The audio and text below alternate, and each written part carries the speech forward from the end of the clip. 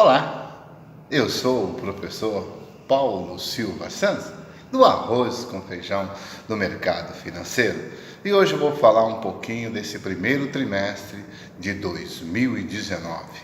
Um trimestre muito interessante, fora dos padrões. Por que eu falo fora dos padrões?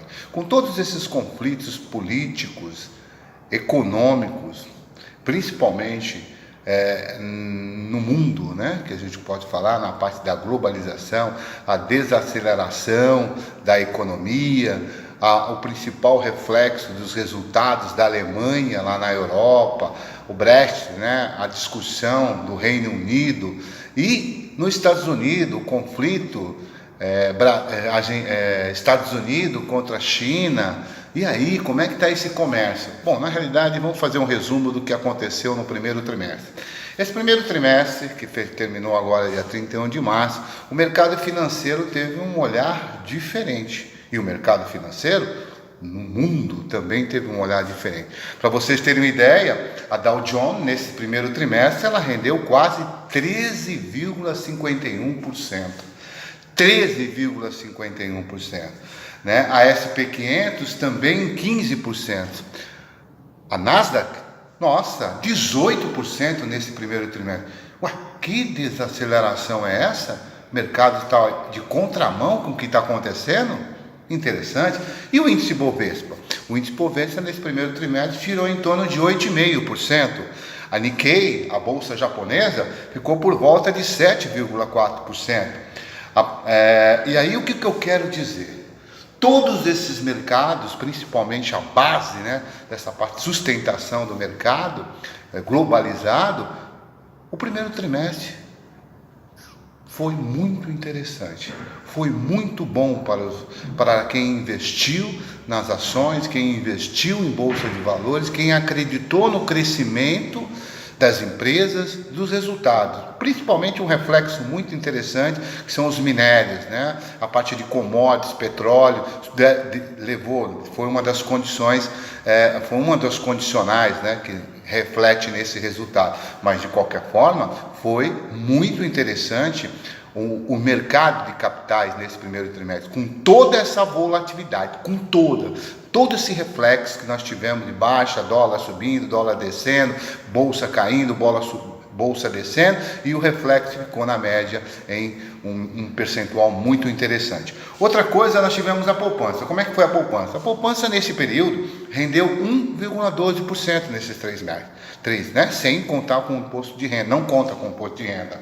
Já a taxa Selic, a taxa Selic, aliás, o Tesouro Selic rendeu em média, só a parte Selic, 1,56%. O que não foi ao contrário do Tesouro atrelado ao IPCA. Com a inflação e mais a taxa de juros por volta de 4%, rendeu nesse primeiro trimestre somente 1,33%, um pouquinho abaixo da taxa Selic. É claro que o Tesouro IPCA ele é muito interessante num período longo, de preferência que você vá até o vencimento, para que você não tenha essas oscilações da taxa, mas é interessante. Agora, no curto prazo, quem quer ficar com dinheirinho, em qualquer momento precisa tirar, o Selic empata com a poupança, às vezes sobe um pouquinho na poupança, mas fica sempre nessa parte que a gente costuma dizer que é a conservador, né? O ambiente conservador, o aplicador conservador, que é a taxa Selic.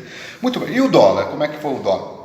O dólar teve uma variação no começo do ano, estava 3,71 e hoje está 3,83, uma variação bem pequena, né? Então, quer dizer, teve tanto reflexo, chegou a bater a R$4 nesse período, com o conflito da Previdência nossa, com o conflito fora também, a incerteza dos aplicadores, geraram tudo isso, né? E ainda é interessante que parece-me que esse mês de março entrou um valor muito interessante, alguns bilhões entraram de estrangeiro na bolsa. Isso é legal, isso já é um reflexo interessante, mesmo com toda essa turbulência. Outra coisa, se eu for trabalhar um pouquinho na Petrobras, olha a Petrobras, em dezembro, ela estava 24,65 e hoje bateu 28,29, ou seja, teve uma variação nesses 3 meses só de 15%. Então tiveram um rendimento nominal de 15% a Petrobras. Depois eu tenho a Comgás. A Comgás teve uma coisa interessante, que a Comgás estava no começo do ano R$ 59,90 e fechou R$ 81,86. Uma subida significativa. Subiu 37% nesse período de 3 meses. É claro que a controladora Cosan deu sinalização de comprar todas as ações ao portador, todas as ações PN da própria Comgás, e depois lançar um IPO ou alguma coisa nesse sentido, deu esse reflexo, e quem aplicou na Comgás teve um rendimento muito significativo, né? E a Siderúrgica Nacional, a CSN. CSN, os minérios disparando, China falando dos minérios, Europa também falando dos minérios. Então nós temos aí o grande comprador de minérios é a China. E aí o que acontece? Deu essa sinalização, só para vocês terem ideia, ela estava vindo o ano passado com um patamar de 8,6, as ações 8,5, 8,7, bem calmamente. E nós fechamos agora, hoje foi fechado a CSN em 16,88. Nada mais, nada menos do que 96% nesses 3 meses. Ou seja, quase 33% ao mês. É uma coisa louca, né? Quase que uma Betina capitalizada aí. Se for trabalhar nesses 3 meses e projetar, com certeza, com valores aportados, sem dúvida nenhuma, vai chegar em 1 milhão em 3 meses, fácil, se continuar nesse ritmo, mas não vai continuar nesse ritmo. Mas o resumo de tudo aqui que a gente fala, com todas essas turbulências, com a Previdência ainda para ser aprovada, o debate governo e Congresso, as influências no mercado externo, sim, leva sim um risco à própria Bolsa. Mas, eu sempre falo, Bolsa, para quem quer formar patrimônio, vai deixando nas principais ações de energias, de commodities, aquelas que dão sustentações, que vocês vão ter um rendimento muito interessante depois de 1 ano até 2 anos. Vale a pena. Legal? Essas são as dicas do professor Paulo Silva Santos, do Arroz com Feijão do Mercado Financeiro. E sou patrocinado pela Bcred.